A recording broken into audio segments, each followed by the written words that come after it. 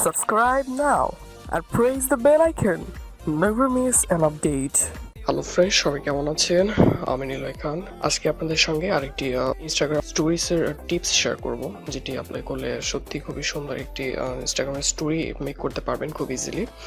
তো বেসিক্যালি এটা করার জন্য আমি ইনস্টাগ্রামে চলে যাচ্ছি।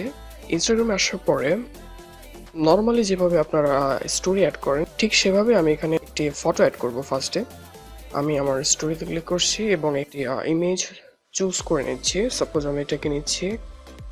তো ফটোটি এখানে আনার পরে যেটা করতে হবে, এখানে যে পেন্সিলের আইকনটা রয়েছে এই পেন্সিলের আইকনে ক্লিক করতে হবে। ক্লিক করে ব্ল্যাক কালার আমি ট্যাপ করে দিচ্ছি। ব্ল্যাক কালার বা আমি ব্লু কালার বা আমি রেড কালার নিতে পারি। সাপোজ আমি এখান থেকে ব্ল্যাক কালারে নিচ্ছি।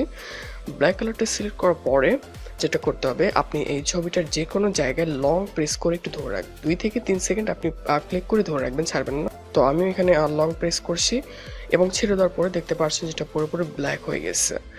ওকে, তো ব্ল্যাক হওয়ার পরে এখন যেটা করতে হবে, এখানে যে ইরেজের যে আইকনটা রয়েছে, তো আমি ইরেজের আইকনে ক্লিক করছি। ক্লিক করার পরে ওকে, এবার আমি এটা সাইজটাকে একটু ছোট করে নিচ্ছি। ছোট করে এবার যদি আমি এখানে লিখি, সাপোজ আমি এখানে আমার নামটা লিখছি। ওকে, তো দেখতে পাচ্ছেন যে আমি আমার নামটা এখানে ড্র করে লিখে ফেলেছি। তো এভাবে আপনি ইনস্টাগ্রামের স্টোরিজ মেক করতে পারেন খুব ইজিলি। এবার যদি আমি এটা সেন্ড করে দিই, ব্যাকে আসার পর এবার যদি আমি আমার স্টোরিটা যদি ভিউ করি, তাহলে দেখতে পাচ্ছেন যে নাইস। আপনারা এর থেকে ভালো করে ক্রিয়েট করতে পারবেন। আমি জাস্ট সিম্পলি দেখিয়েছি কিভাবে করতে হয়। তো এই ছিল আজকের টিউটোরিয়াল। আশা করি আপনাদের ভালো লেগেছে। আপনারা এটা অ্যাপ্লাই করলে আমার থেকে বেটার রেজাল্ট পাবেন। আমি জাস্ট আপনাদের সিম্পলি দেখিয়েছি।